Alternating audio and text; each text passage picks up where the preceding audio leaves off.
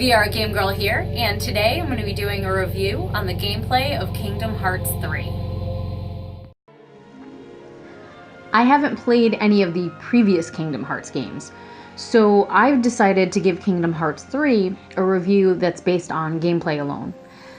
I did look into the story to get an idea of what's gone into the making of this final installment, but the storyline was a little convoluted to me. When I tried to read up on it or watch YouTube videos, I tended to glaze over after the first 5 minutes. Overall, the theme seems to be friendship, the bonds that it carries with it, and what it means to have a heart. If I'm wrong about that, I apologize, but that's what I took away from playing the game. Overall, I didn't find that I needed to understand the storyline completely in order to enjoy playing the game. At first glance, I assumed this game would be a bit childish, with the bright colorful scenery, and sparkling magic, and of course, the Disney characters. Full disclosure, I've never been a huge Disney fan, especially the newer movies. I've never seen Frozen, and I never intend on seeing Frozen. I do love Moana though. I mean, come on, she has a chicken named Hey Hey that's voiced by Alan Tudyk. I went to Julia. To my surprise, this game was fairly entertaining. It pretty much kept my attention throughout. It was a quick game to play through, and the controls were easy enough to pick up. The concept is simple. Playing as a character named Sora, along with your 2 friends that you may be familiar with, Goofy and Donald, you work through 9 Disney-themed worlds, fighting the bad guys called the Heartless and the Nobodies, followed by a big boss at the end of each level. Each world has its own storyline that ties into the main plot.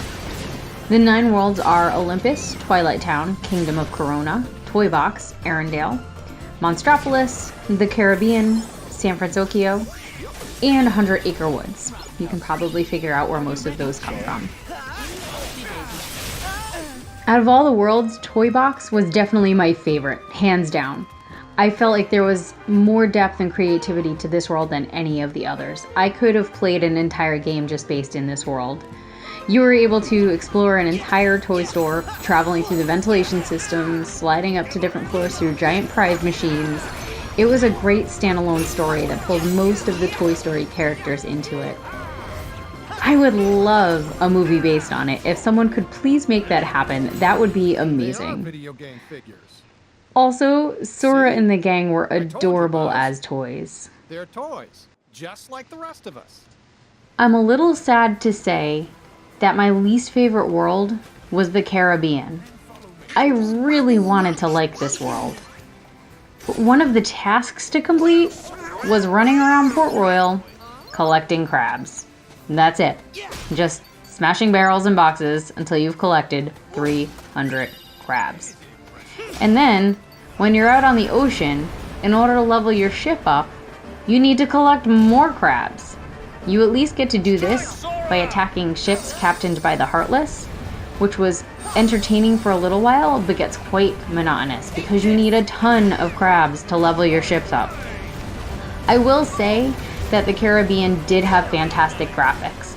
Captain Jack was spot on, and Sora was really cute as a pirate.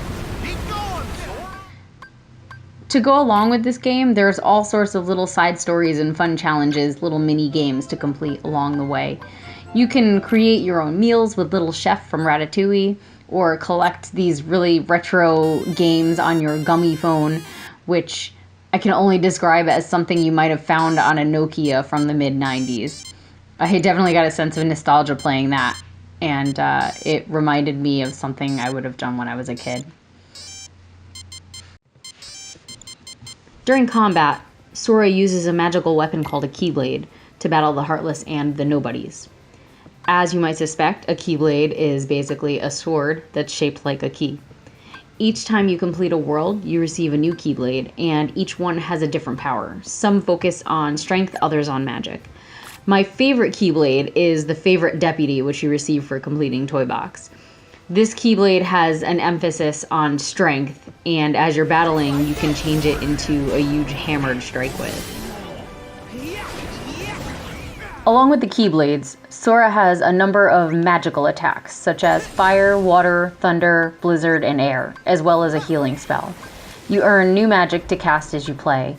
Aside from the heal, I didn't utilize magic during battle often, but I've always been a tank at heart.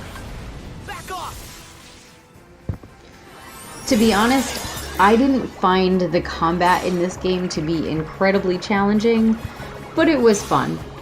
I played on Xbox One, and you could basically get through an entire battle if you really wanted to, just by hitting X to attack and occasionally hitting Y when a special attack is triggered. The special attacks are triggered during battle. As you land blows, a meter above your battle action menu shows how close you are to accessing the special attack. The attack options are displayed above the battle menu when they are triggered, and you can hit Y to activate them on the Xbox. Some of these attacks are tied to Keyblades, others are gained through attack combos during the fight.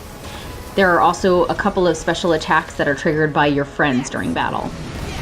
A few of the special attacks are versions of an actual ride found at the Disney theme parks, such as the Pirate Ship, Magic Mountain Train, or Mad Teacups.